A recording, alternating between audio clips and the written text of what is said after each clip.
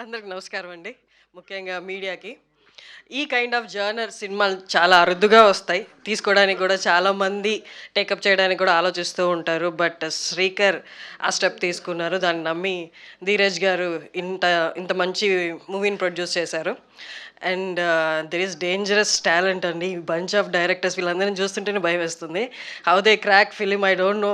అన్ని లక్షల మంది, కోట్ల మంది ఆడియన్స్ థియేటర్స్కి ఎలా వస్తారో, ఎలా తీసుకొస్తున్నారో, the efforts they put in, it's కొంచెం ఇమాజినేషన్కి దూరంగా ఉంటుంది అనమాట. And coming to my character, చాలామంది చూసిన వాళ్ళు సర్ప్రైజింగ్గా ఉంది అంటున్నారు. అది నెగిటివో పాజిటివో నాకు తెలీదు. బట్ సోఫార్ నేను అది పాజిటివ్గా తీసుకుంటున్నాను.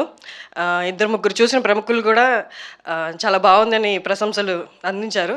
ఐ హోప్ చూసిన తర్వాత మీ అందరు కూడా సేమ్ అలాంటి ఆ తరహాలోనే ప్రశంసలు అందిస్తారని మనస్ఫూర్తిగా కోరుకుంటున్నాను. Thank you so much for the director. Thank you అండి.